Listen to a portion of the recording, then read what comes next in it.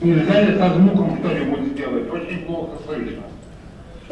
Сейчас. Мы еще пока ничего не говорили. Миша, а пока никто ничего не говорит. Это сейчас нормально слышно?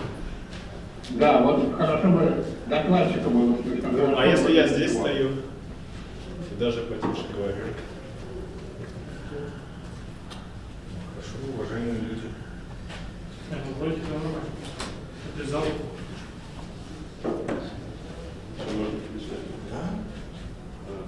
Хорошо, спасибо большое за возможность здесь рассказывать. And I was asked to talk, to use English because we have one person.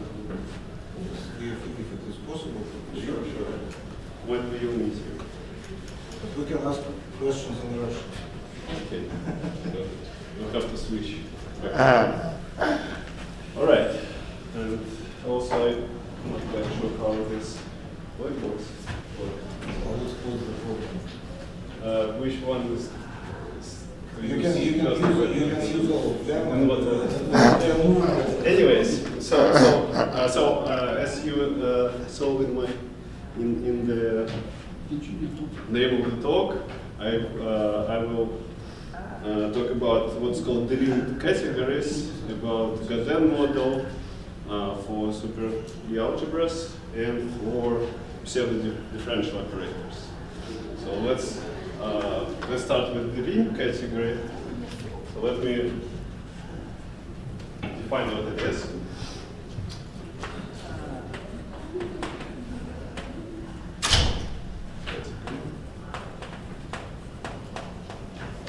And so I will call it RT. So T here is any complex number. And idea is that it is a way to construct a category of finite dimensional representations of GLN where n is not necessarily an integer. So this T will be our new n. All right. So it's constructed in 3 steps. First step, it is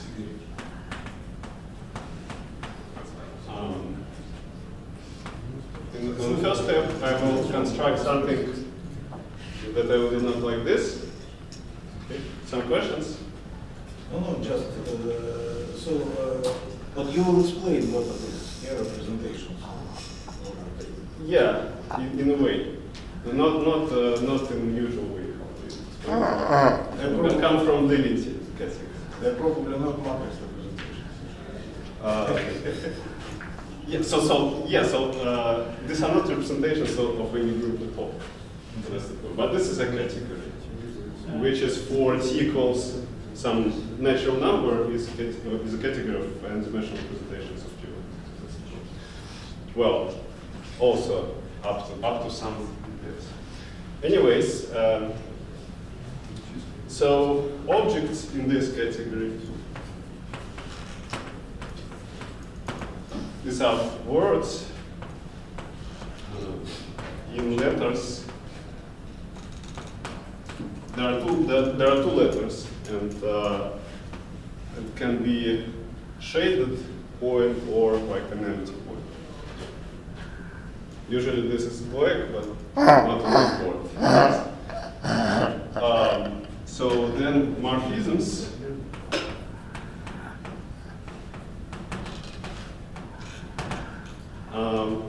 Okay, I would rather give an example. So if I have 2 words, I write them one at the top of another. So Words of arbitrary length? Of finite. Yeah, of arbitrary. Yes. So finite words.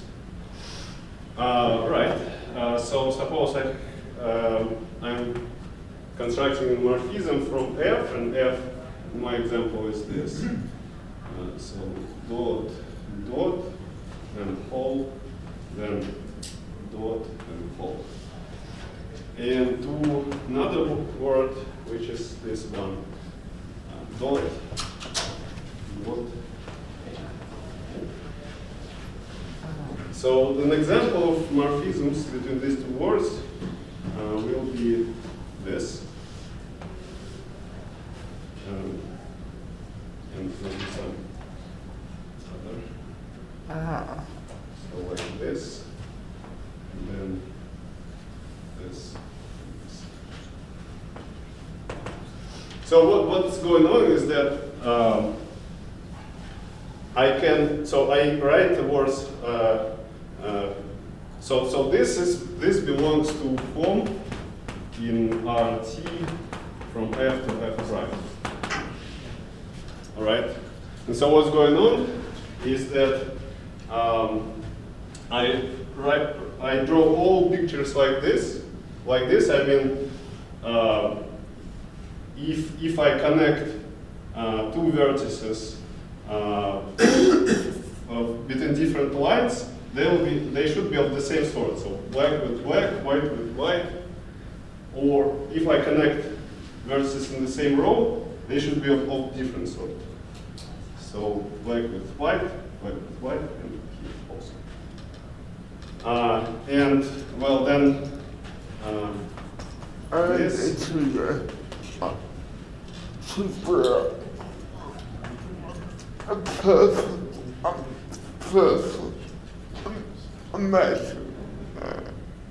What happens if one of the vertices has odd number of letters and other? So if you cannot draw anything like this, then form is zero. So all Zero elements must be necessarily connected, yeah? Yeah, It yes. cannot be just- Yeah, so it cannot be just a point. So any vertex is adjacent to exactly one edge. Probably want to take not just the set of diagrams,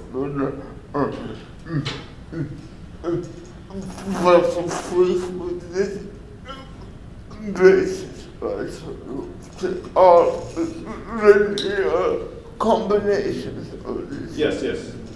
Right, you're right. So that's exactly what I wanted to write. So this is all linear combinations. So this is a C-linear category. So linear combinations over C of all such diagrams. So is it possible to not connect like the upper picture with the lower one? Yes, it is possible. Okay. Yeah. That, like if there are no such diagrams, then by definition it's just like form is zero. All right. So I guess I don't know. How this setup depends on T. It does not depend on T. Composition will depend. So composition will depend. So now composition. So yeah, here's the problem. Maybe I'll use this one. All right, composition.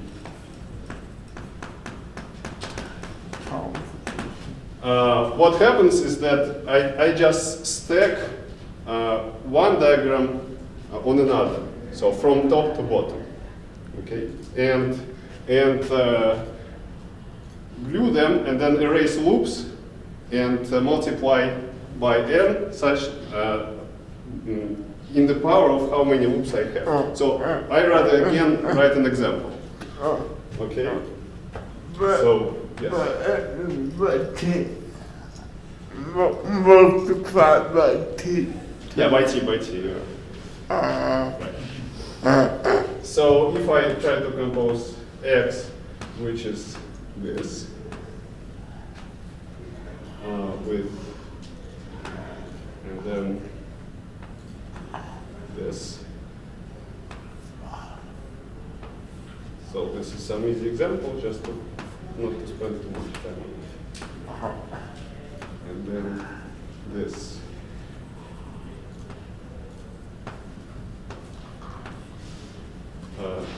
Something.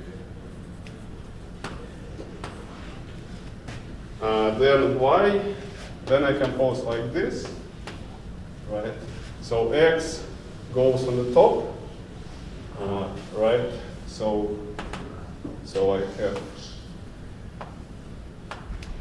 this, then this, and then in y I have at the bottom this.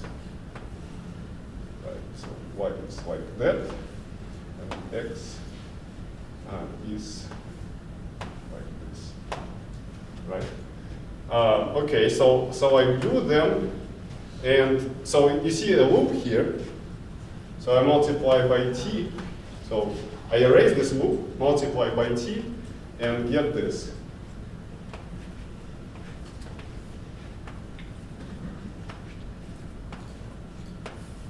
So which is just t times x.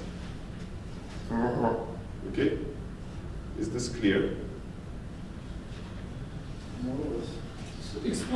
The exponent of t is the number of loops. Yes, yes. So here I have only one loop.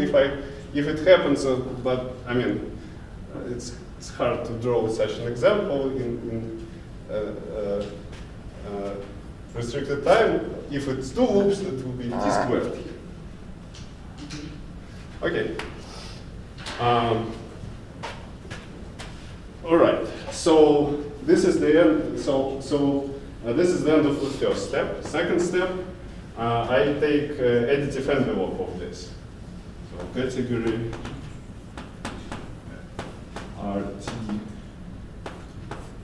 RT0 edit.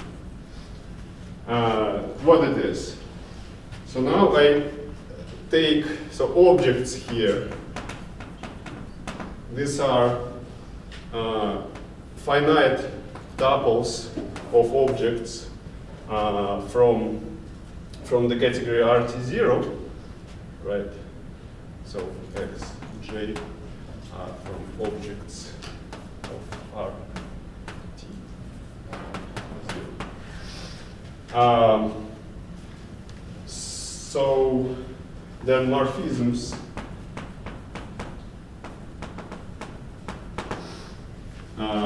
Well, these are just, again, these are matrices, right? So if I consider morphism from one tuple to another tuple,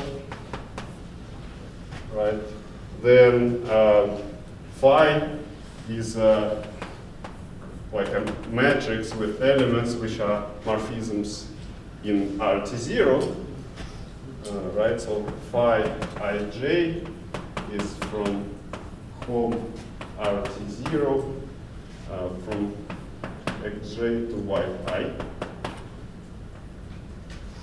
And then the composition, they just multiply matrices. Right? What is the size of the matrix?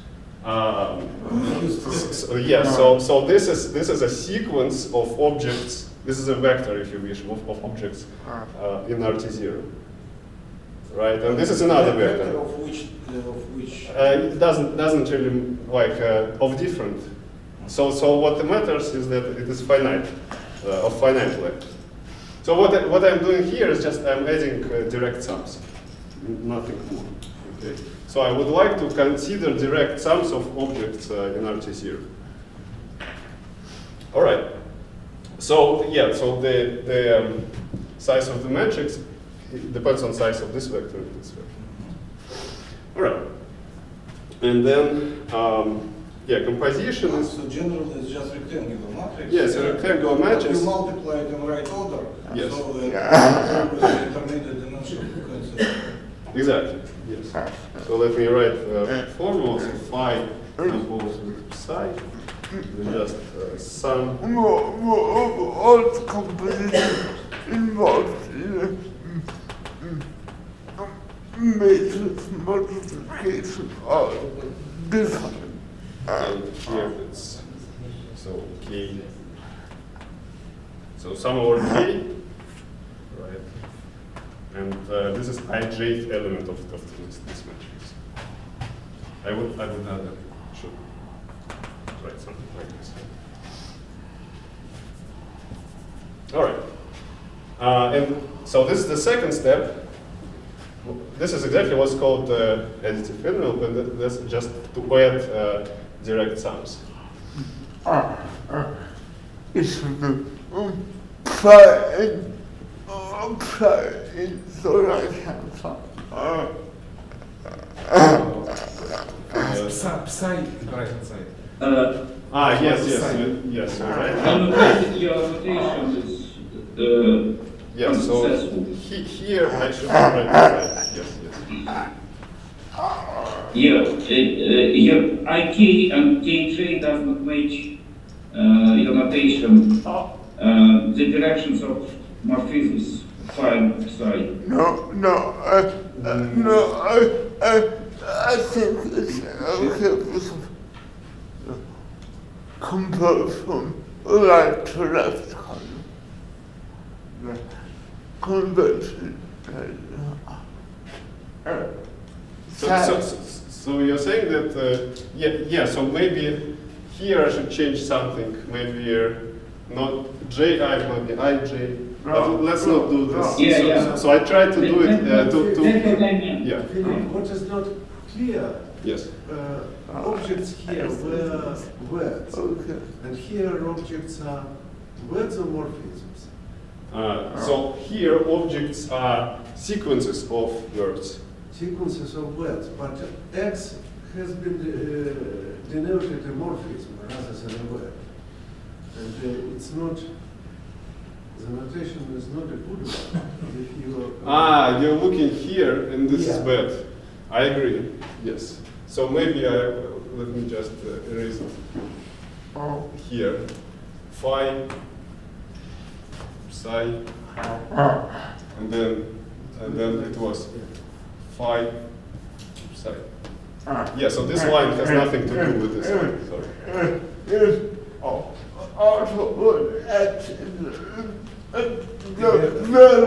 right upper corner is also.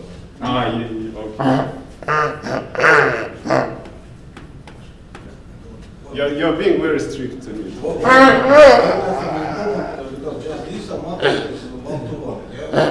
Yes. Yes, exactly. Okay. Okay. So objects, they are finite enough. Yeah. All right. So I'm not sure how to use this one properly, so I will use just two. You can put it down. Like all the way down? All the way down, yes. And then start. Yes. Could be just У Миши большой опыт. Okay, and then Позволь Филиппу на твою лекцию потренироваться, поучиться всякому. And then the third step is actually a Deligne category RT. It is actually what's called envelope of RT0 additive. What it is? Objects are pairs like this. So it's X and phi. Here X is an object in here in RT0 additive.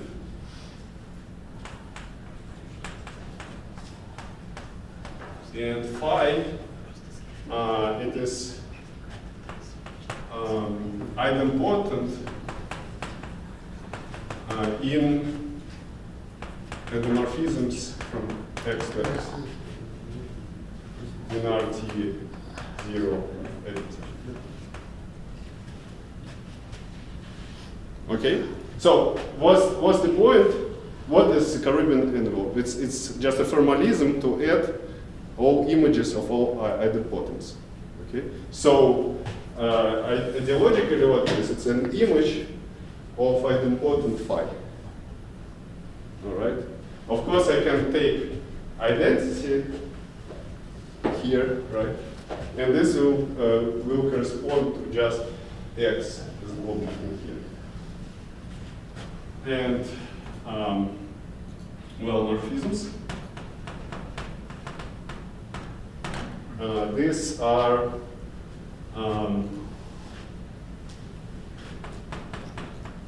so, for example, home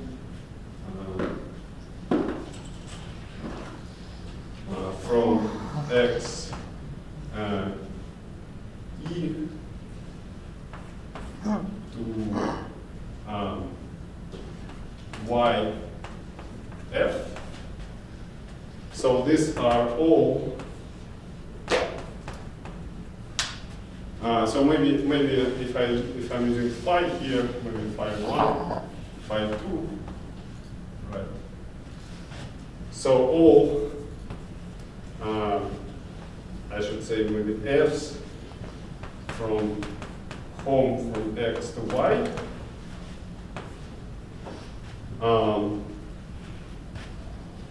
Right, such that if I take F, precompose it with phi 1, I get F again. And if I take F and compose it with phi 2, I'll get F. I'll get F again. So I just take morphisms from here and compose it from right and from the left with phi 1 and phi 2 in the order that is only possible, right? And this will be here morphisms. So since these are idempotent, so square of this again the same morphism, right? So these are all f's with these properties. Просто добавляйте проекторы на всякие подкусочки, вы все их Да. Да. Ну да. Нет. Да. Нет. Да. Окей. Сам кусок является как объект нашей категории. Да. Да. Да. Okay, so this is Delin category. Let's discuss its properties. Well, through the property, so we can see that it automatically has kind of a lot of structures. In particular, RT is what's called symmetric monoidal. Right, you need to introduce what is tensor product. So tensor product is just, gluing of words, right? And tensor product on morphisms is just putting morphisms together. So you just take two pictures and put them together. That will be your tensor product. So gluing, so putting. So the tensor product is not commutative. Tensor product. No. It has So it has braiding, but no, I think in your definition, yeah, like I said, so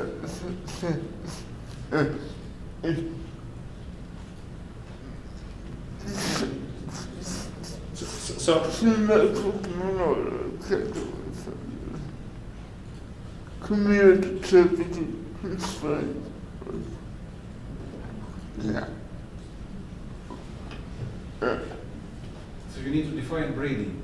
yeah, well, we need, and well, we already have it, right, in the natural data. So braiding is just, you just take, okay, on this, right, it will be just this, right, on the tensor product of two dots, Yeah. right, and then, well, you just take, these are not only objects. For other objects, it's just in the same way. Just replace it and move it. So this goes to this and this to this. Yeah. So some like in a very natural way. Right? is natural, so you can imagine. So instead of taking all the ordered collections of shapes and forms, you could take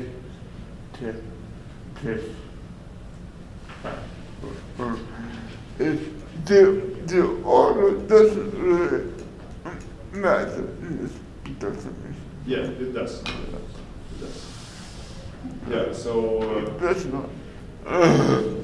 Well, for example, I would like to see... So we'll see in a couple of seconds. So I'm kind of including also super representations of supergroup, and when you interchange something there, right, you get minus. So it's not commutative already.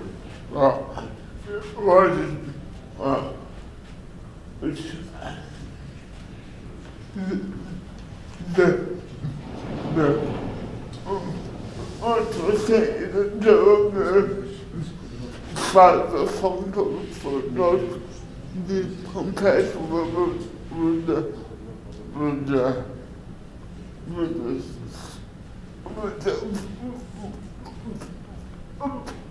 bullet or the function just better place for not compatible with the А вот это вот брейдинг, он в квадрате равен единице? Ну, вот это да. Да. А как это называется? Ну, это то, что он симметрический. А, это всегда симметрично, это значит... Нет, рейтинг это никогда, все время. Вот он может в квадрате не быть единицей. Но у нас А у нас симметрия, у нас да. Без брейдинга. Да.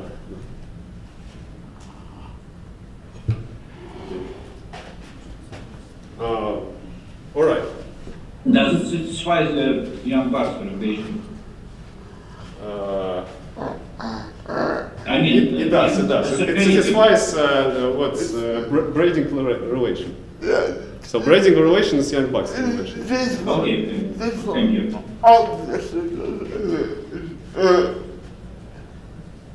Yeah. Okay. Very well. So let me use this word. Another property is that this is RT is what's called rigid.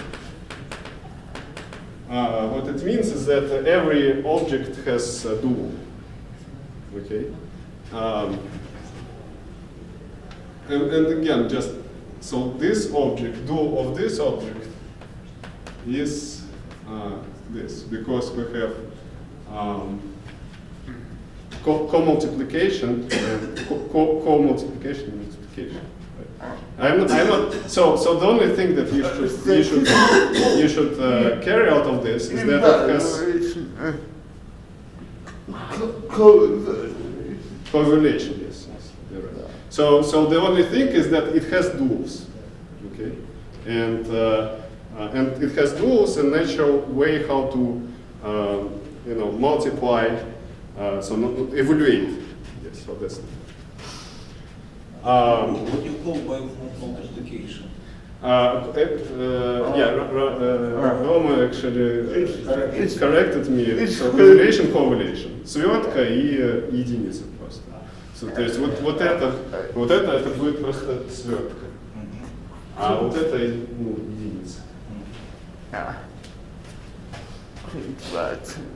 То есть ко-свертка. Хорошо. Let's continue. Right. So let me consider. Let me denote by this the following object. So it's just I take R letters which are dots. And then S false. Okay. And then let me consider all like an algebra of endomorphisms of TRS. So let me denote. So this actually thing is called what's Wald-Brown algebra. And let me denote it like this. So this is called Wald-Brown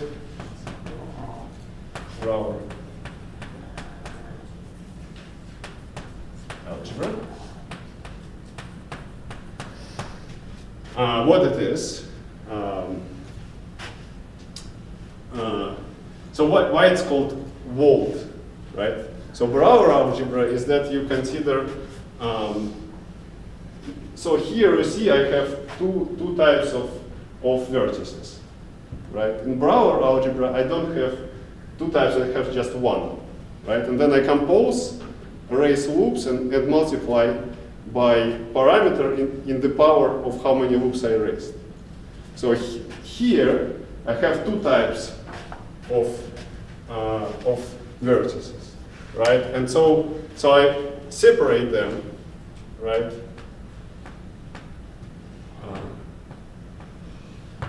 I'm just trying to justify the term and build a wall between them, right? And so what can cross wall is only such things. I cannot cross the wall by proceeding from up to down. Okay, so I don't know. And then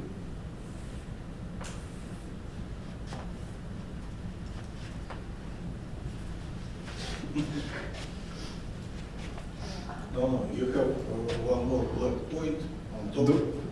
Yes, okay. So I might erase it as well, but okay.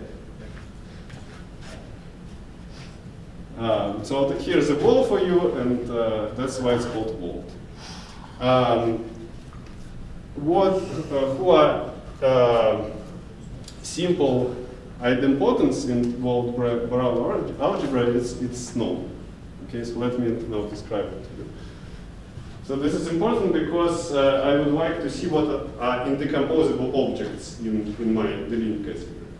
Okay. А вы когда-нибудь объясните, что происходит, если t комплексное число t вдруг случайно оказалось целым положительным? Да. Ну, да. Объясни. Хорошо.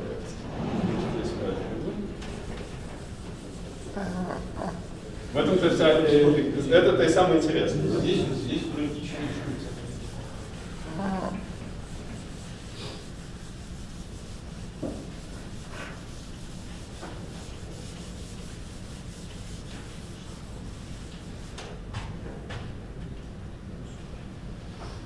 Ну хорошо. Okay.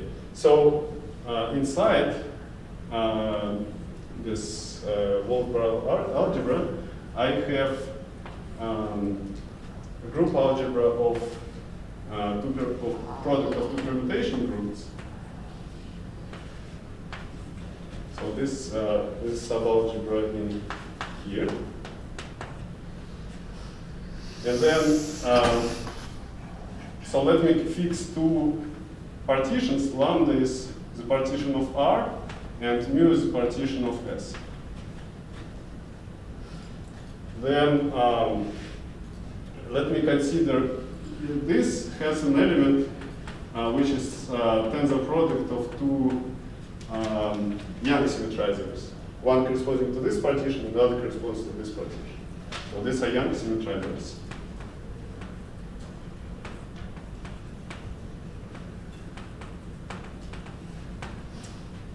And here, this is indecomposable, right? It's not sum of some other idempotents. But here, maybe it is. So let me decompose it. So these are idempotents. And among these, there's only, so I actually can also project there's a projection from Brouwer algebra to here.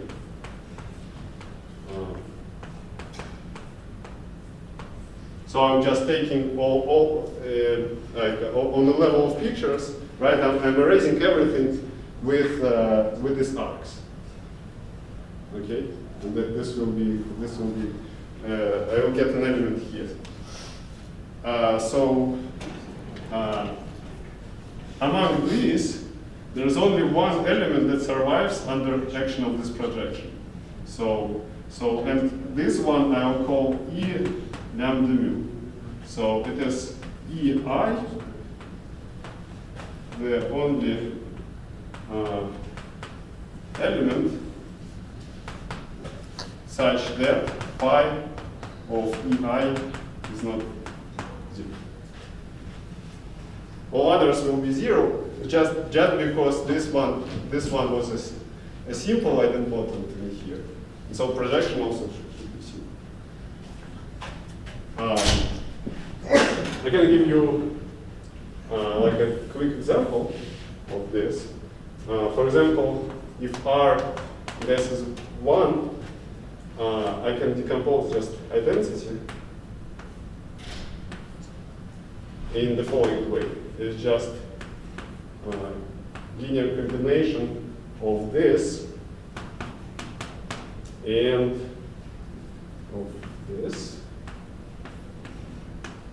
and this.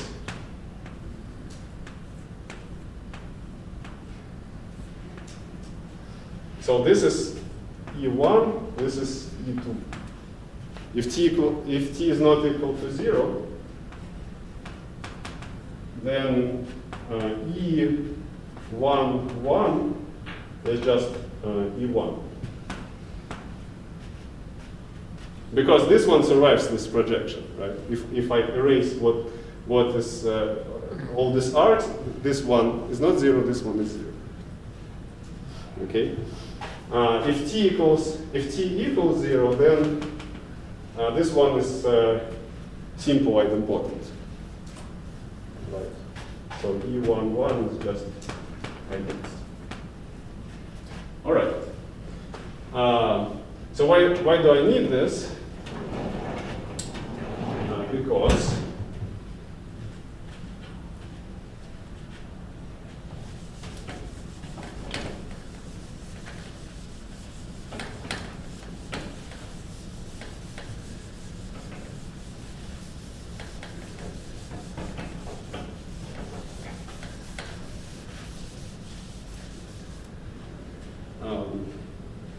Because that gives me a way to classify all indecomposable objects in my Deligne category.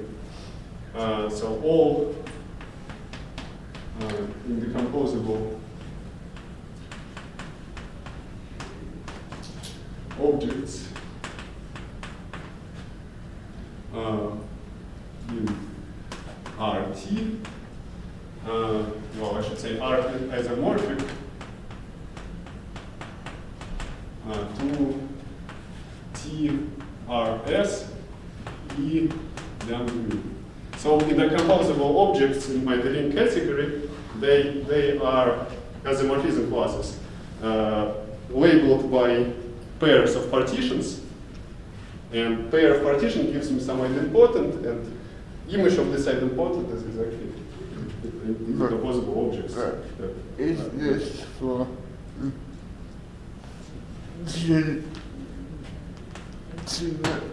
generality? This is for any t. So you see, for some t's, I have this jump, right, like here, but still this holds true. Classification still holds true. But is it for t equals to 0? You have some singularities, like, or yeah, some other values? For t equals to 0, I still have this guy, E11. It's not like it doesn't exist anymore. It's just, definition of it is not this one, but rather identity itself.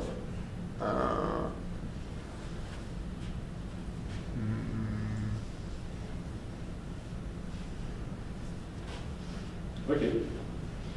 So Now, what happens when t equals to integer?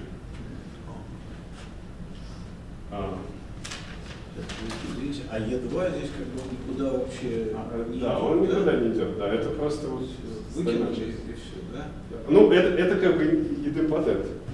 Ну, как бы, вот давайте посмотрим, какие я могу найти идемпотенты вообще вот на комах отсюда сюда. Ну вот единица еще такой есть, такой. Вот, их как-то одномерно надо правильно. Ну вот единицу можно так разложить. Вы увидите, что вот этот на самом деле он выживает в проекции, поэтому это наш единица. Okay, so if t equals to n, which is simply like a natural number, then there exists a functor. So let me phrase it like this: let Gn Rn goes from Rn to finite dimensional representations of GLN be the tensor functor such that Gn of Cn of dot is Cn. Right? So dot is actually, the meaning of dot is just a vector representation, right? So what this phrase means is that if I consider, I can actually find the functor from Rn to representations of GLN, and it is unique. So, and by this tensor, in quotation marks, I mean that it actually respects all the structure, that it has like a symmetric braiding, like a Rubian structure, all this. Then if I send and dual is, I mean, Cn dual. Yes. So white dot goes to dual. So anyways, if I send dot to this defines me everything, and I can put that here. All right. And then properties. So this is easy of Gn. They are like this. So basically it's just a reminder of braiding structure on in here, right? So your Gn of this is just well, just permutation, like switching, just permutation, right? And then so what is this thing? As I said, it is co-evaluation, right? So it's like this. I from 1 to n, and vi is some basis. And what is Gn of this? So I take f, which is linear functional here, tensor v, which is vector in here, and map it to just, this is just a relation. Map like this. All right. So what's important is where, so I have a decomposable object here. So let me actually denote it as v lambda mu. So where v lambda mu goes?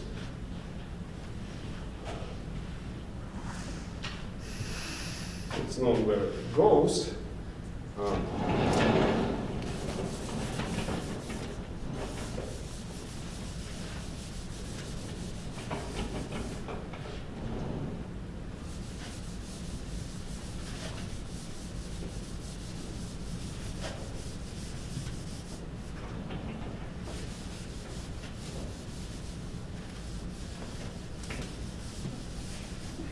So v lambda mu, so Gn sends v lambda mu to where? It's either 0 if, well, so my lambda, it's a partition, right, of R. Remember, so lambda is partition of R, but it has some length. It has like a number of parts. So it's lambda 1, lambda 2, and so on, lambda L, and then I have zeros. Right? And mu also has some number of parts, so maybe m parts. So number of rows in Young diagram. So this is if L plus m is greater than m. And otherwise, it is v. It's a representation of highest weight nu, where nu is given as follows: lambda 1, lambda 8, then zeros, and then negative mu m, and then negative mu 1. So dual part gives me like a negative part of my highest weight, and lambda part gives me the positive part of my highest weight. So that's how it works. But this is just no. And how many zeros are there? N minus L, L plus M. Yeah. So this the value. So this is of left hand. Right. So this condition to fit lambda and mu in one line of length. Yeah. Right. Okay. So now let me consider some generalization of what I wrote to super case. So Gn n prime. So this is from R n minus n prime to representations of GL n prime. B the again tensor functor sending, well, whatever, Gn n prime of dot is again vector representation of this supergroup. Vector representation is usually denoted like this. Okay. Again, I'm doing the same thing, and representation of GLN prime. It's in a lot of cases similar to representation of GLN, but not quite. So what what is R n minus n prime? Yeah, so I fix two numbers, n and n prime. So this will be like a rank of even and odd parts in my supergroup. Okay, and the story is that then T now corresponds to difference of this ranks of even and odd part. Right. So these are just some natural numbers, and right. So this is because T is a dimension of this generating object in the symmetric category sense. Okay, so dimension is what you compute a trace of identity map. Okay, so if you compute the trace of identity map in our category, Deligne category, you will get T, identity map of this, right? So if you try to compute dimension of this object in super, like of this object, it will be n minus n prime. So this is just dimension of this generating object in this category. All right. Then all this. So what I was drawing something like this. So these two things, they actually the same formulas for G and n prime, and for Gn n prime of this, I should add, so it's super permutation, right? So I should add some sign, and it will be V1 tensor V2 goes to V2 tensor V1, and the sign is -1 to of course, multiplication of parentheses of V1 and V2.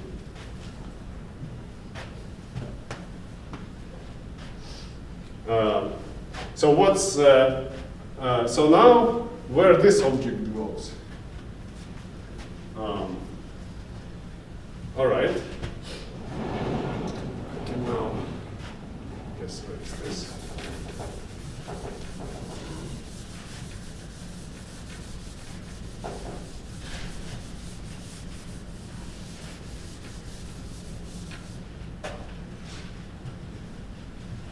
So the recipe is like this: G n prime V lambda mu. Well, it's 0 if and only if mu and lambda they do not fit into what's called Mn cross.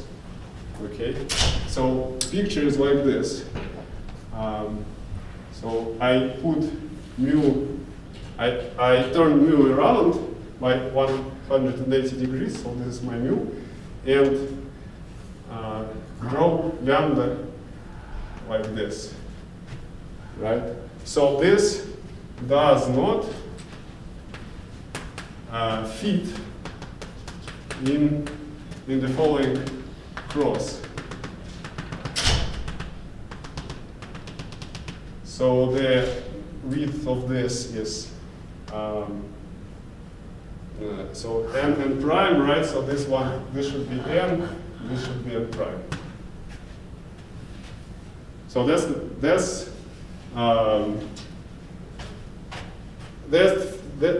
are V lambda mu's that do not survive action of this functor. And this is some result already. It was obtained by Wilson and Combs in 2011. And their idea was to study decomposable objects in representations of supergroup, actually. So they used Deligne category for that. Lambda mu are also special. Lambda mu, yes. So what do you mean special? I mean, lambda and mu for these super representations, they are not arbitrary. Well, they right? Well, in general, they are. So so I take arbitrary. So the statement is like that. Let me take arbitrary.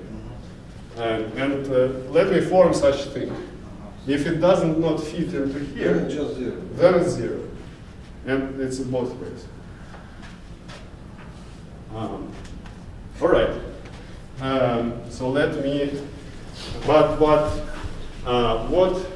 so what if it fits, right? What is the highest weight?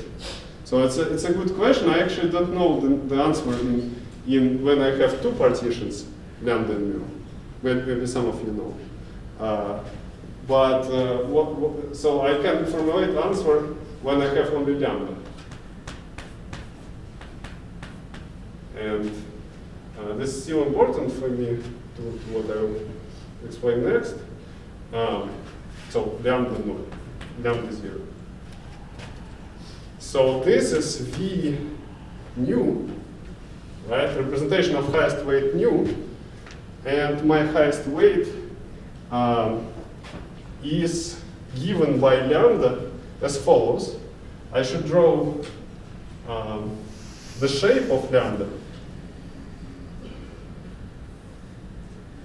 and look at the line which goes outside of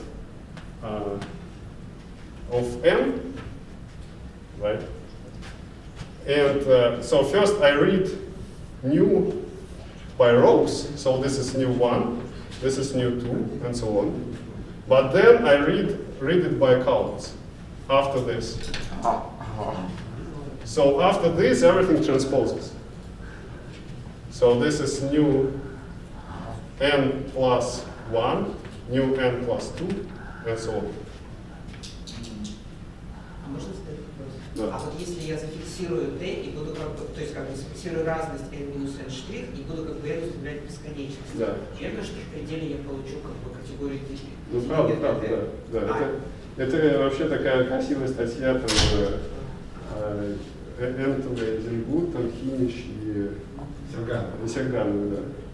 То есть категория Делиня, ну, вы получите то, что называется абелевая оболочка, то есть не совсем ее, то есть там надо еще хорошо определить, что такое абелевая оболочка, и вот если вы определите, то нужно там построить какой-то предел, то он тоже такой, там, два приема строится. Сейчас категория Делиня, она не абелева?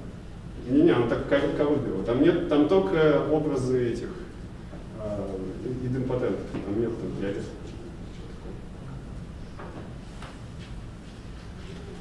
А ню должно быть разбиение? Ню должно быть не обязательно. Не обязательно. То есть Да. она может быть То есть, не плюс 1, может быть. да. То есть у меня есть разбиение как бы для четной части, разбиение для нечетной части. Они не обязательно как бы, но они должны как бы в такую картинку складываться. Иначе это как бы не полиномиальное разбиение, оно не найдется в тензорном произведении векторных. То есть это то, что называется на самом деле Шур, Сергеев duality. And don't ask me where did well go. I don't know. Yes, sir. So actually, that was work of Sergeyev, which representations appear in the tensor product of C and N primes. So exactly those which fit like, or for which you have these pictures. Just in case, this Thursday Sergeyev was given talk at our seminar. Okay. So he might confirm or what you.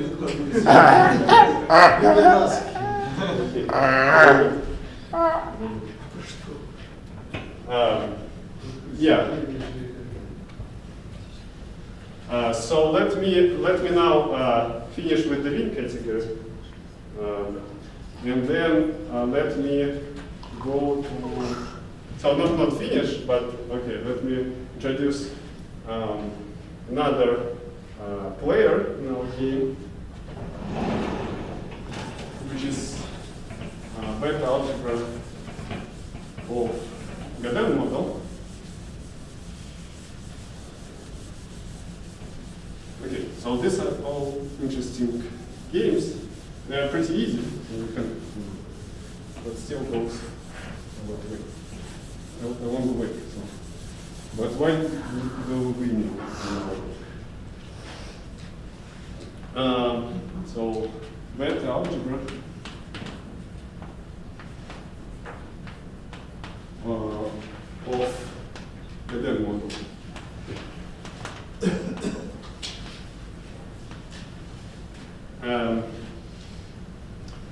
Okay, so I'm not going to, so Gaudin model is some quantum integral model, right? And so usually people start with Gaudin Hamiltonians, then try to say that okay, there are higher Hamiltonians. What we need is actually like algebra of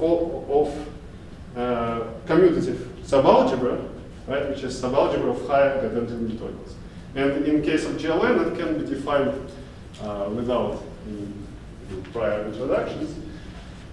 So this beta algebra, Gaudin model, first of all depends on number of parameters. So Z is just n complex numbers, and they are pairwise different. So Zi not equal to Zj I is not equal to j. This thing lives inside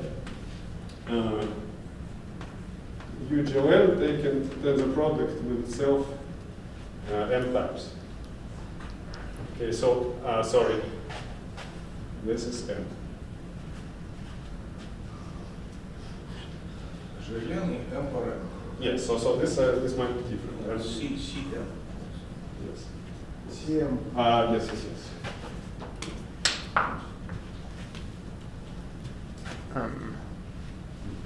All right. To define it, I will define it just by defining certain generators. So I will need generators that will be indexed by 3 indices. Sorry. So I goes from 1 to n, j goes from 1 to I, and a goes from 1 to n. So these are generators, and they we should think of them as coefficients in some generating differential operator. So this differential operator, so d, n, and these are coefficients in the following sense. So this is of order n plus sum over ij b ij a x minus za. So this is the derivative with respect to x and j d n minus I. Here it's sum over ij and a. Okay, so this is my differential operator that I am about to define. So my bij sits as a coefficients of it, and they are elements in here. Okay. So this thing is defined as follows.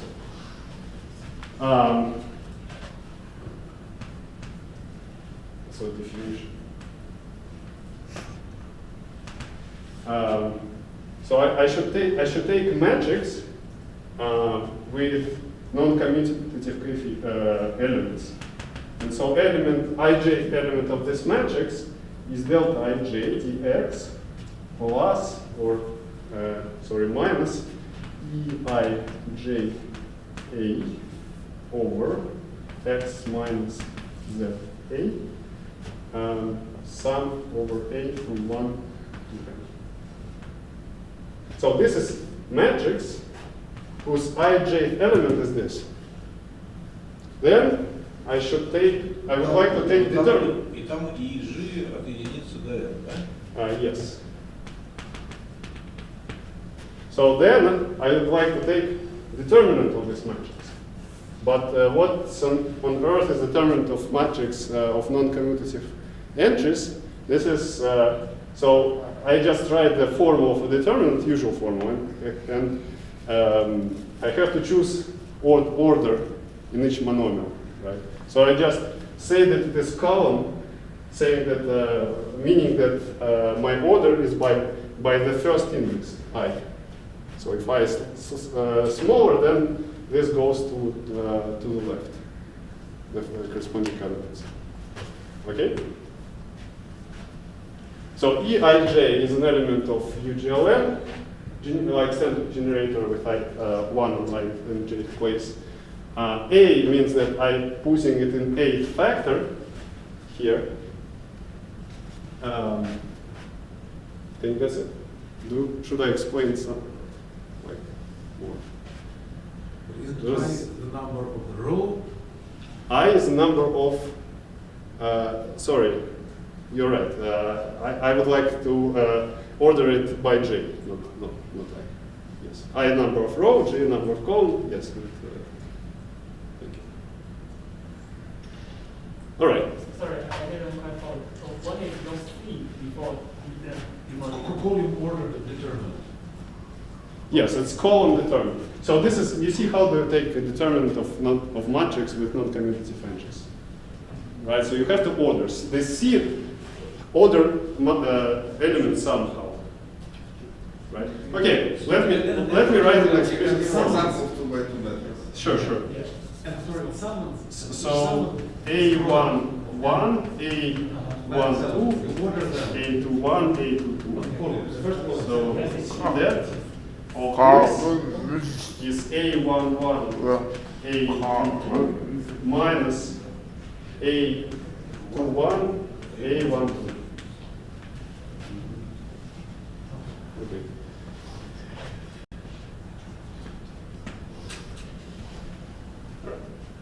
So,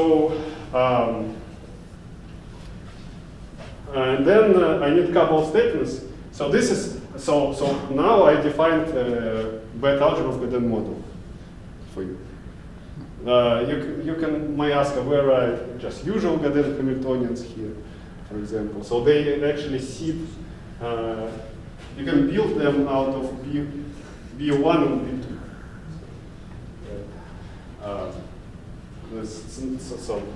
So they are inside, but you need to work to see where. Можно вопрос? Определитель произведения не равен определителю. Нет.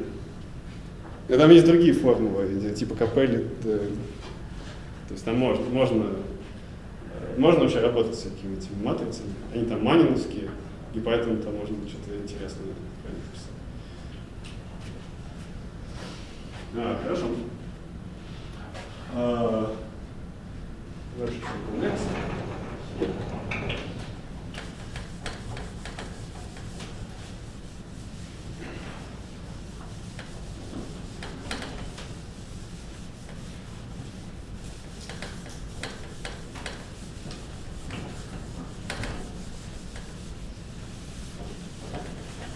All right.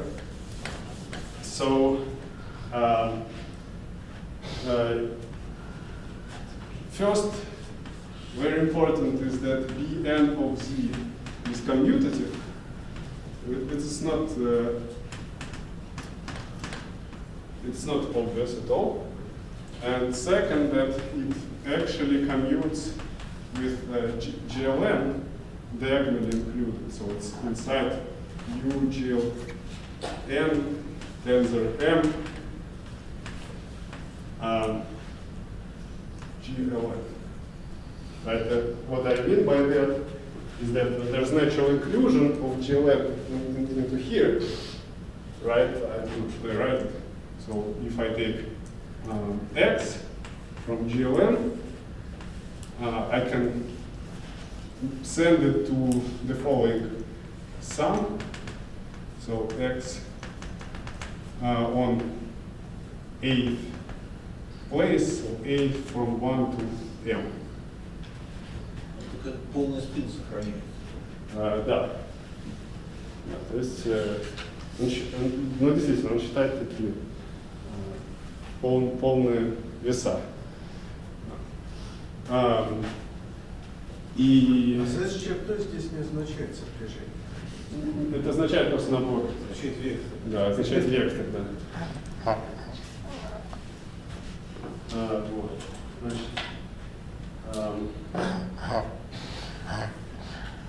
okay, and so just fast forward because we don't have too much time. All right. So still, so let me now fix.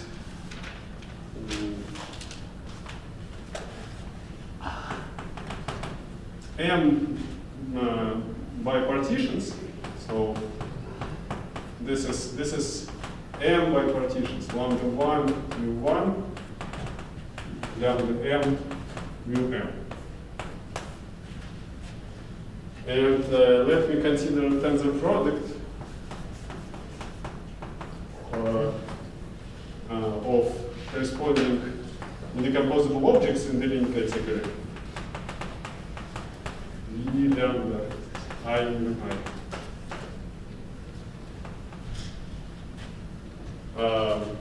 Sorry, M. Right. Also, let me introduce new, right? Such that so this is new. Also, M partitions, such that G for some fixed n, right? Big, no, well, for any big fixed n, nu is related to lambdas as follows. Gn of v lambda I mu I is just v mu I. I think it is still somewhere. So this is how nu is constructed by lambda and mu's.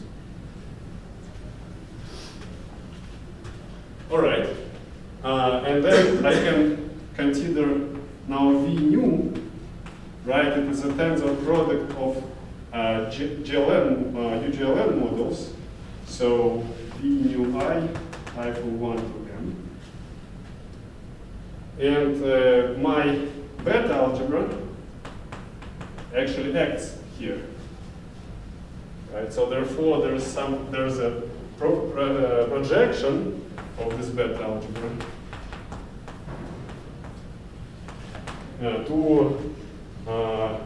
to the algebra of the endomorphisms of v nu. And so, fast forward. So v nu yes. is a representation of super group, right? You might take it super, but so I'm not saying anything about beta algebra related to super yet. Yes, because I need something else. So far it's just GLN. Пока вроде потом new, которые как в GLN. Да, пока что вот это.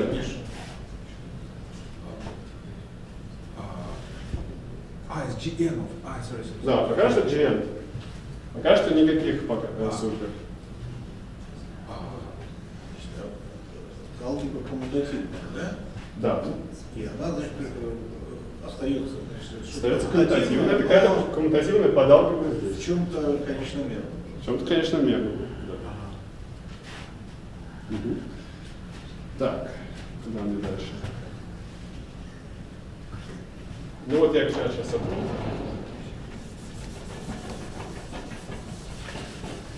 Ну, so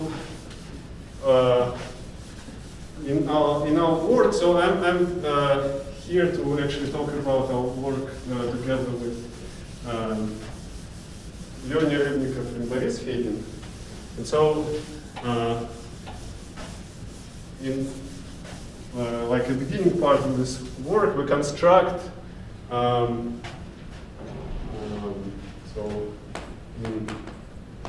should write like this, maybe Fedin, Rybnikov.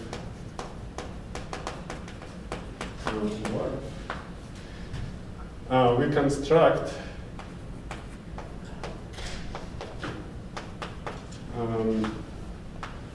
some finite dimensional, I should say, algebra, BT. So this means that it's rather in Deligne world. So depends on Z, lambda, and mu. Right, such that if we consider Gn of Bn of Z lambda mu, this is my usual beta algebra Bn. Well, its projection. So you see I have universal algebra, but in the Deligne category I construct projection. Okay, so it just makes things easier. New сделан из лямбда и мю. New сделан из лямбда и мю, да, z один и тот же. Вот, и вместо t я кладу n. И потом действую моим функтором, ну и вылезает та алгебра, с которой... А t может быть не целым, да? Ну, t может быть каким угодно, но оно не будет ничему соответствовать. И самая как бы соль этой работы в чем? Что я могу вот такую штуку сделать для общего t, а потом обратно опускаться в n. Вот. Но там уже будет сидеть какая-то информация для супералгебры. Вот. Из-за вот этого кривого предела. И также проект дает именно для супергадена. Да, для супергадена. То есть если я с собой на Делине какие-то свойства перетащу, то я могу что-то уже сказать про супергадена. Вот. Ну хорошо. This is okay. I have to switch back to English. I'm sorry. So we were talking that the most interesting part is is when t it actually is integer, right? And so the whole idea is that I can, when I make something in the ring category here, right? Then I can go back to integers and say something about the super case. Okay, so that's the whole point here.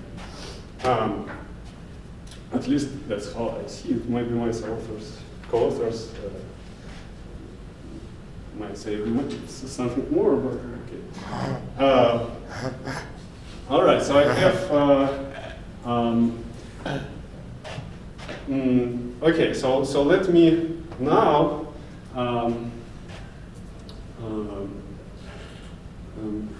try to talk about. So this is kind of easy part. The more interesting part is about how it's related to differential operators that describe eigenvalues of beta algebra. Okay, so let me try to explain it to you. All right. So back to my beta algebra, this one. So let me now introduce set of differential operators with certain properties. So it will depend on the sequence of partitions, sequence of complex numbers, and this will be differential operators of order n. So this is set. So consider this, and this will denote set of differential operators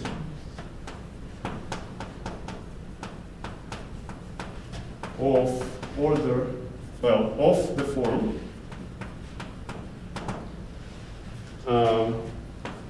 so it's of order n, and so they look like this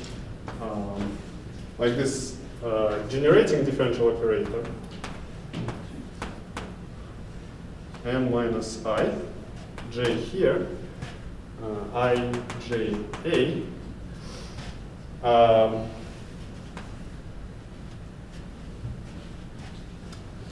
So here, only here, b, I, j, a, these are just complex numbers. Okay? Such that with the following property, so for every a from 1 to m, I from 1 to n,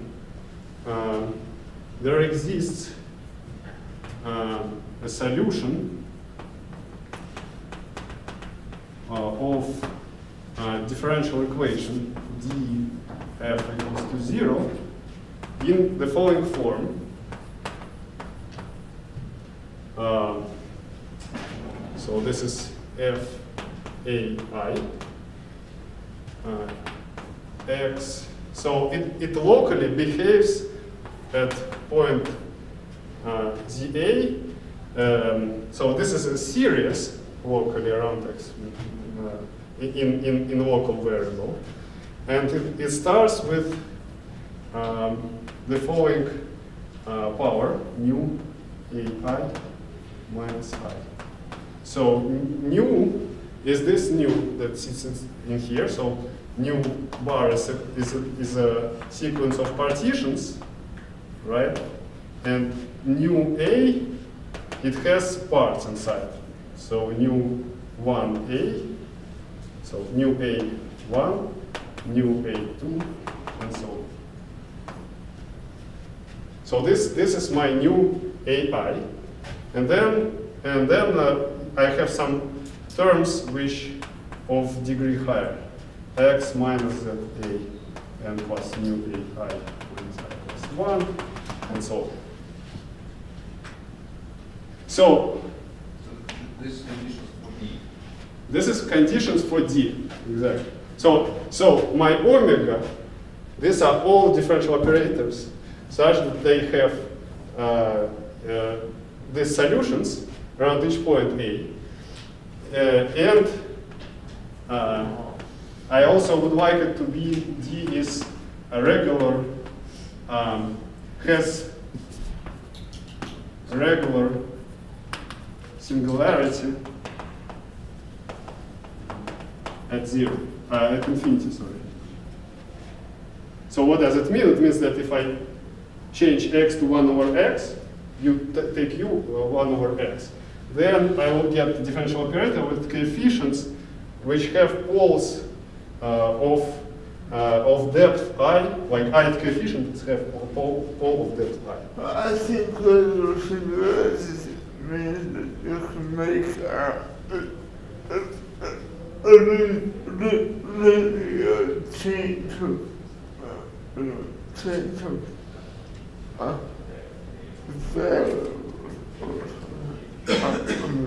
So you take a variable like local variable to infinity, yes, and so this here, and you d I think D will have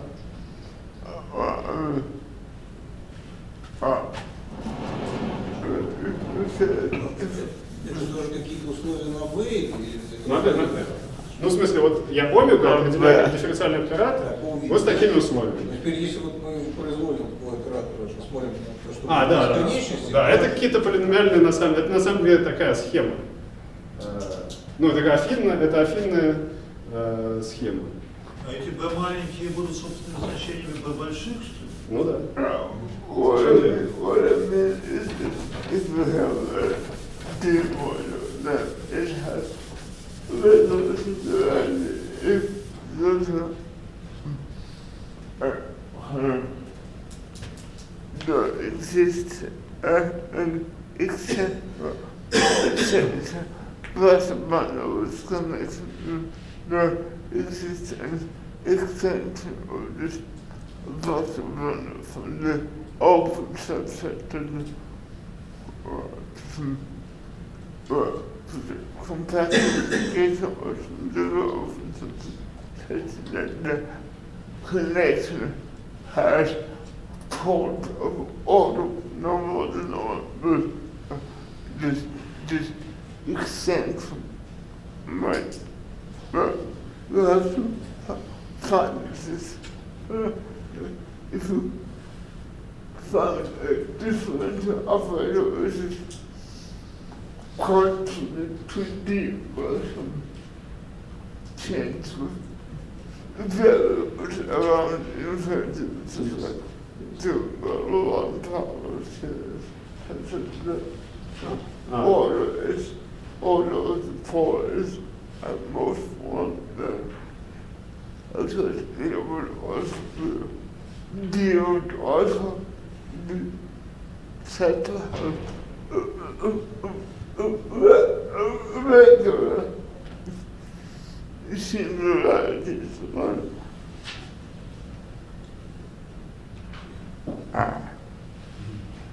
Yeah. You also require no monodromy, yeah? Yeah, no monodromy. So I guess around infinity I also require no monodromy. So which means so okay. Let me so since I already wrote something explicit.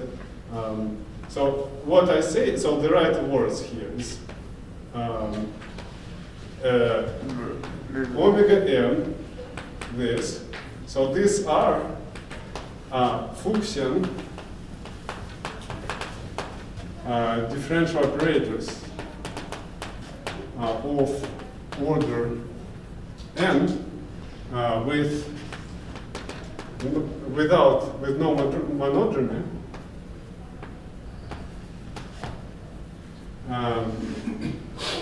and regular singular points,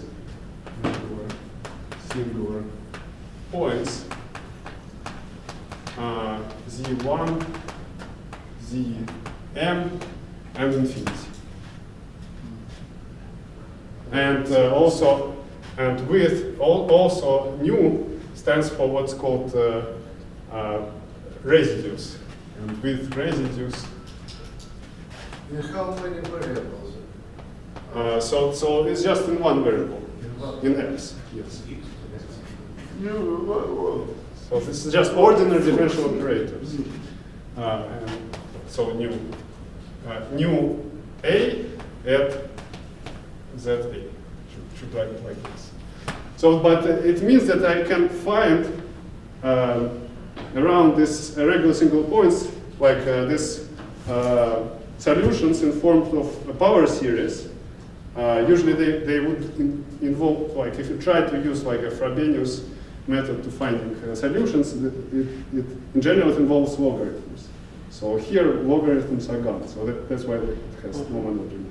Also around infinity I also have the same solutions, same property, but I don't specify what is new at infinity, of course.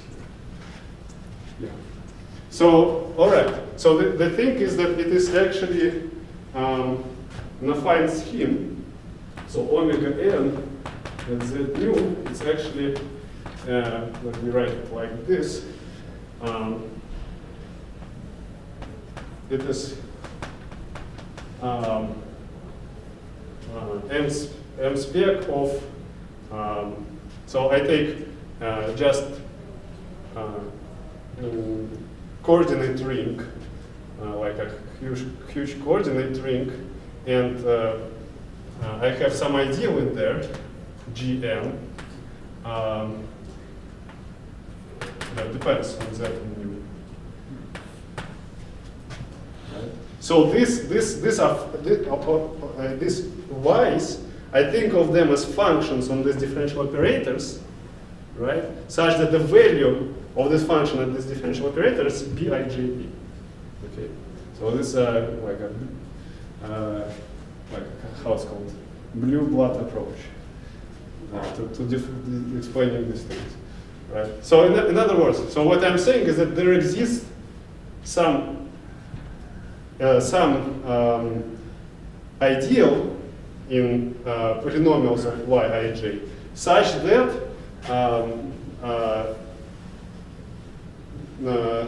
maximal points of this scheme is exactly my differential operators, like a set of my differential operators. So these are relations that give on bij that say that my d is inside this volume. So that's what is going on. Okay. We confuse everybody with it. But these relations you do not know explicitly.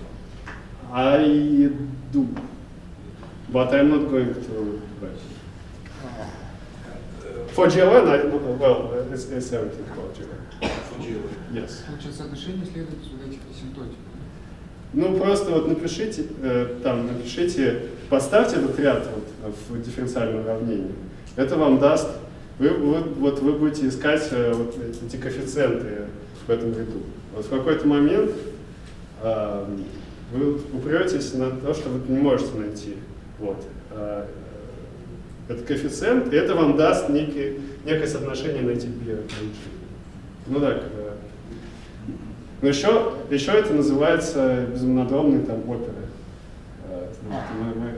Мои авторы будут сказать, что это безмонодромные там оперы. Но для ЖЛ. Они как-то фиксируют значение этих точек или нет? Z, да, нет, свободно остается. Нет. Мы Z задали с самого начала. Вот давайте, вот Z это некий параметр, который у нас с самого начала это какие-то точки, которые не совпадают. Это ушел. Это ушел. Ну да. А при этом n вот все время говорит, что из n можно сделать там комплексное t. Да, ну давайте. Из этого почти ничего не остается, да? Из рядов не остается, а вот этот человек остается. А вот это остается. Да. Это модель Gaudin с какими представлениями в узлах? Ну да. С какими? С какими представлениями? Да. Старший вес представления в узле дается new A. А ню там состояло из двух диаграмм, лямбда и ню. Это вот как? Вот, собственно, у меня представление G и N, да, там есть положительная часть и может отрицательную уйти. Вот, а между ними какие-то нули. Вот, я так их как бы разделяю, потому что когда я ухожу в общую точку, вот количество этих нулей как бы растет в бесконечность. Остается конечномерное представление. Не-не-не, все. Конечномерно, конечномерно. Ну, это же не SL, это GL. То есть в GL я могу, ну, у меня как V, да, я могу, это под представление вот CN, тензор там сколько-то раз, R, да. Но у меня еще есть вот эта часть. Вот если я забуду про это. Сейчас, что за часть? Ну это дуальная к CN. То есть у меня там в дуальности Шура, да, если я смотрю только те, которые здесь живут, да, у них только вот эта положительная часть. Но я еще добавляю вот такие смешанные произведения. Из-за этого у меня еще вот такое. Ну и это как бы интересно, потому что если я забуду вот как бы про эту часть, то у меня вообще никакой зависимости от Т не будет. Но это неприводимое представление? Неприводимое представление, да, просто вот прям как в Gaudin, там вот в узлах эти неприводимые представления.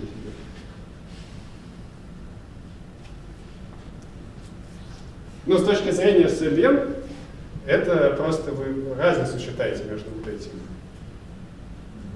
Ну, это будет вам Селен. Хорошо. Значит, так, ну сколько вы меня еще терпеть будете? Ну, теперь-то мы вас можем бесконечное, может быть, имеет смысл, если вам много есть что сказать. Не, я думаю, что я закончу, давайте там минут 15.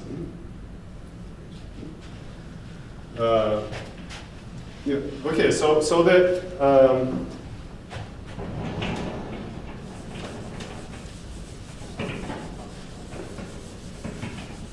right. So I promised you pseudo-differential operators.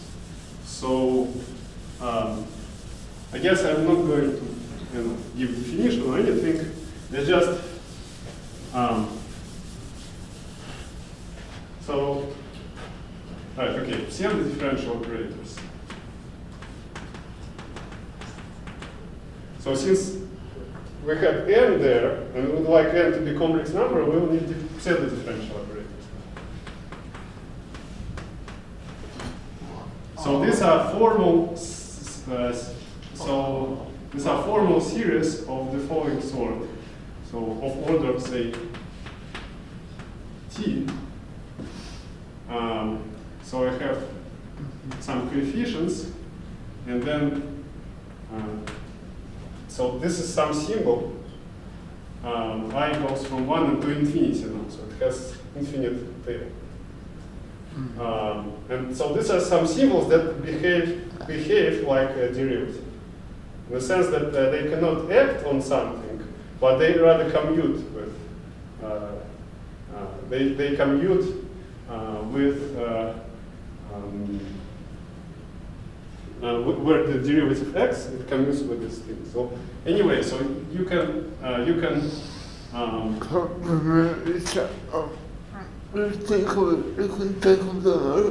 a formula, a model There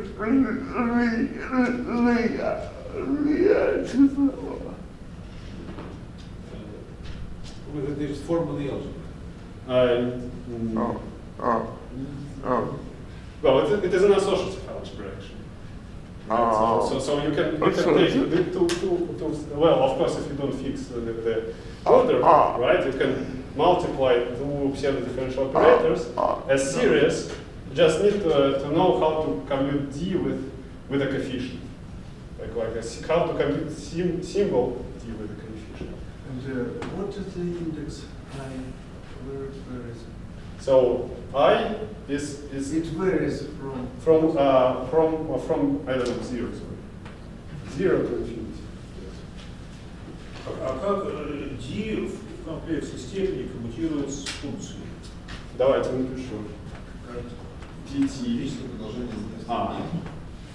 это значит, сумма, что я должен написать, и от нуля до бесконечности я подействовал как бы d на a, причем в степени i. Да, это я как бы прокоммутировал. И тут d в степени t минус i. Здесь я должен какой-то феноменальный коэффициент написать, который, я не знаю, что-нибудь там. c. Ну, это же какие-то гамма-функции. Ну, это будет вообще многочлен от t. То есть это вот... ну они там как сократятся, просто... нет, ну, наверное, рационально... Я думаю, что это будет такое t, t минус 1 и так далее, t минус i плюс 1 на i факториал.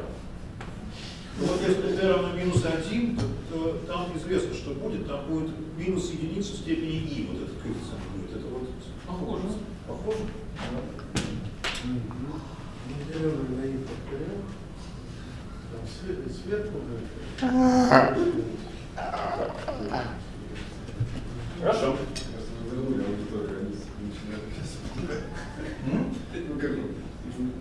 Аудитория вернулась, помните? Ну, видите, как только сказал псевдо-дифференциальные контакты.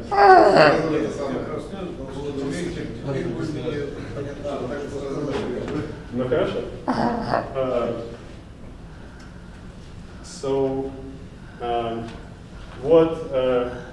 So what I need now is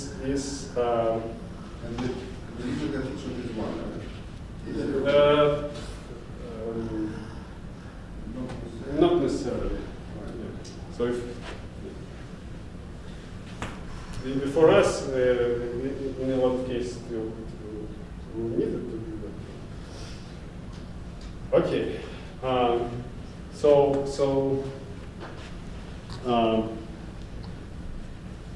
Right, and now I would like to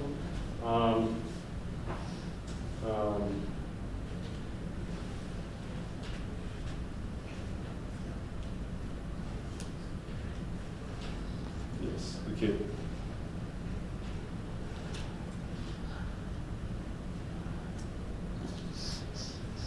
I would like to make like some to take not too much time from you. Okay, let me go to. So let me just say a few words about like Gaudin model and super case. So Gaudin vector algebra for GL and n prime. So in this case, my column determinant actually goes to what's called the Berezinian. Okay? So what is Berezinian? So if I have matrix, again, with non-commutative energies, and then I consider it's this block, which is n by n block. And let me assume that it is inversible. So I take inverse of it and consider this n prime by n prime block here, called A1. Then Berezinian of A is called determinant of A times row determinant of A1. Row determinant, sorry, A0, row determinant of A1.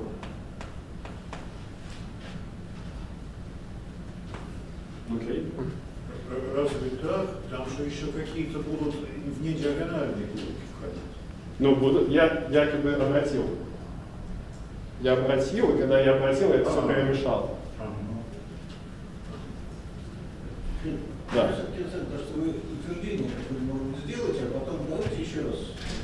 Потом еще раз это. Что будем сейчас помнить? Давайте, да. Ну, давайте без суперслучаев. Нет, ну просто мне кажется, это интересно все очень. И, по-моему, полезно еще раз послушать. Да, хорошо. Зачем мы сейчас? Аудитория вернулась? Да, и как раз можно утверждение сделать. Да? Скажите, к чему вы идете, а потом... Значит, ну, Может, какие части имеет смысл и повторить, тем более там. Все слушали лекции Тарасова и так далее. Хорошо. Значит, утверждение такое, что... In English. In English, yes. So you see this thing GM, okay? So it happens that there is ideal JT, which depends on Z lambda mu, such that it is so this is an ideal which interpolates this JN. Okay, and so I can actually consider. Идеал где? Давайте. В такой алгебре, ну не знаю, in algebra A infinity is just C with infinite generators like Yij A, and here I goes from 1 to infinity. So that's where that's what your Yij were coefficients in differential operators. So now they're coefficients in pseudo-differential operator. So when J from 1 to I, and A from 1 to I.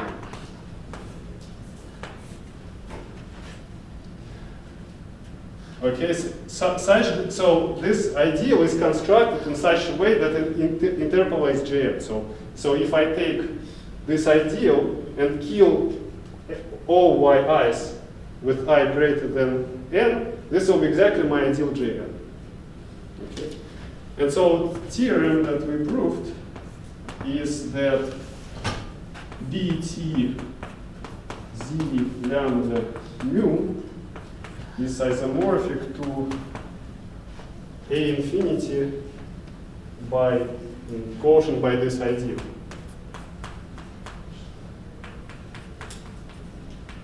So these relations that define for me no monodromy pseudo-differential operators, these are exactly relations in interpolation of beta algebra. Okay, so that's one statement. And another statement is that so these relations we can actually now define what is no monodromy pseudo-differential operator. Okay. So the second statement is that if you take ratio of two two differential operators without monodromy, so this is pseudo-differential operator. Okay. Then this is pseudo-differential operator without monodromy.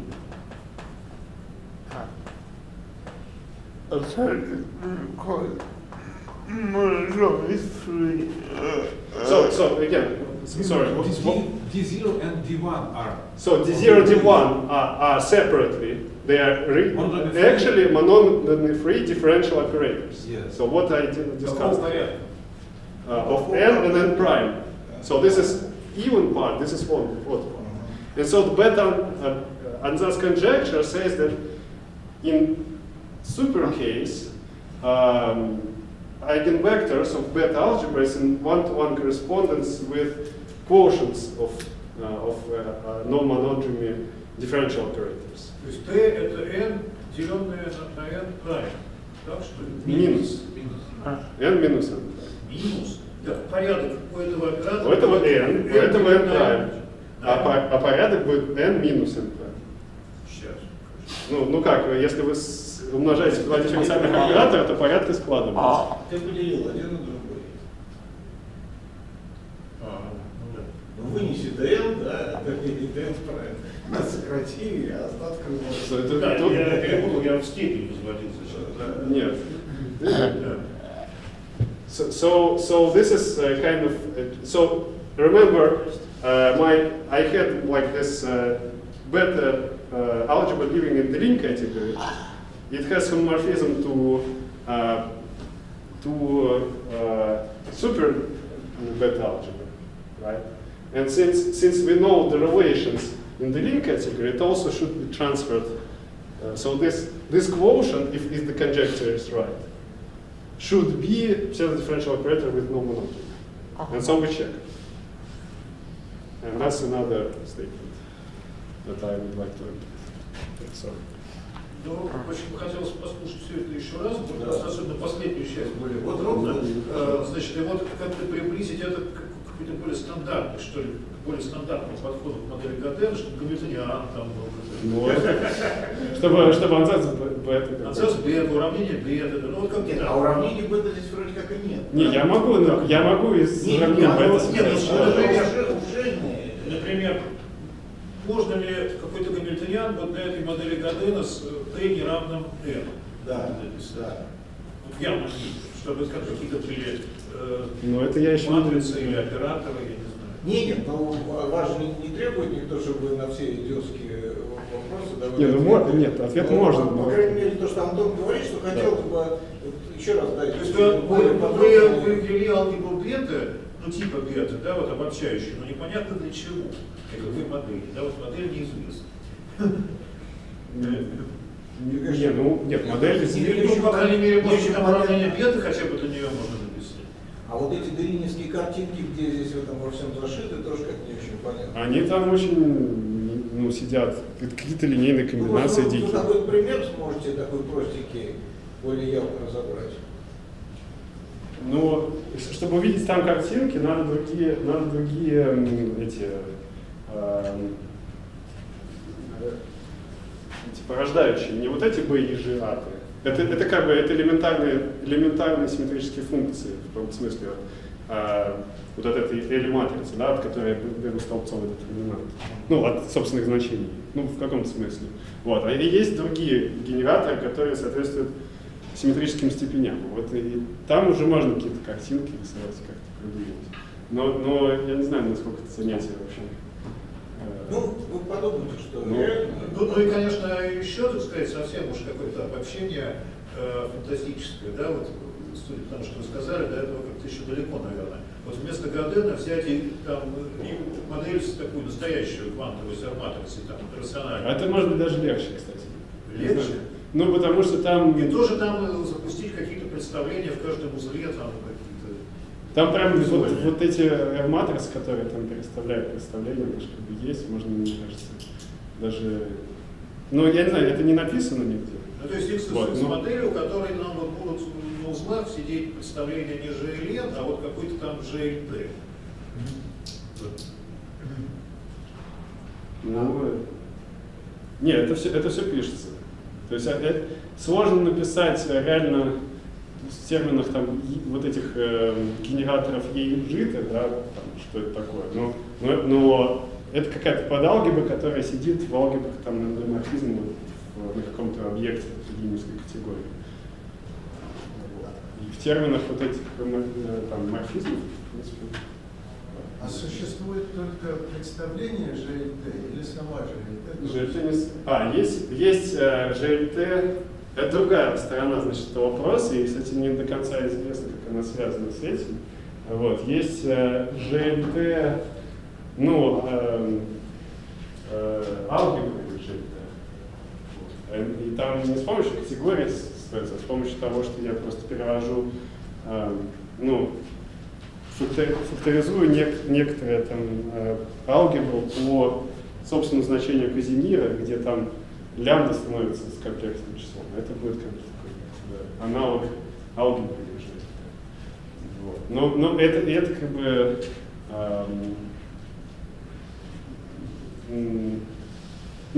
это вопрос как-то связан. Вот есть некоторые догадки. Про категорию Делиня отдельно хотелось бы более подробно послушать. В частности, вот я так и не понял, почему при t равно там натуральному числу, значит, это вот превращается в категорию обычных представлений. Но она не превращается. То есть она заморозна там, не знаю. Но есть функтор из Делиня. То есть она такая универсальная в каком смысле. Есть функтор, и он полный, но не стройный. То есть я могу получить, то есть там есть какое-то ядро, то есть, например, если я возьму CN, да, я там не могу антисимметризовать там больше, чем там, Ну как, я не могу взять внешнюю степень больше, чем n раз. Вот, например, это лежит. Если ты отрицательное, то это вот как бы уже представление таких вот нечетных, да, вот супер. Да, это да. С нечетными, да. у которых нечетная часть больше, чем четная, да? Ну, что там n минус n штрих. Не, ну можно вообще так брать отрицательные там. Это такая хорошая проверка для всех вещей, которые там получаются. Сейчас, я тогда не понимаю. Вот при t равно нулю, да, с одной стороны это GL 0, или там GL 1, я не знаю, но это какая-то такая тривиальная какая-то группа. Вот, а с другой стороны это GL n штрих. Но это не тривиальная вообще штука, GL 0. Там ну, же... где n штрих равно n, да? Вот. Да, это какая-то, не знаю, какой-то предел там GL.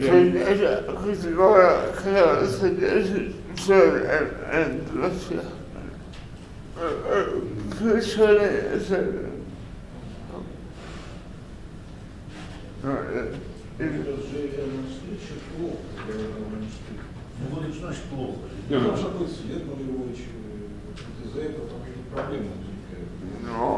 Но это как бы непростая ситуация, да. Там...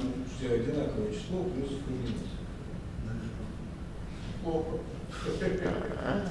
Это не просто, ну не простая, или наоборот простая алгебра, она классифицируется другой. Ну там категория Да, теория не полупростая. Граждане, по крайней мере, вы еще на один раз. Нет, да? То есть я в следующем неделе обещал Булавина уже, и тогда через 2 недели. Да? А потом мы как раз что-нибудь забудем, а вы что-нибудь повторите. Как бы ее тоже нет. Василий, как же... Надеюсь, что это будет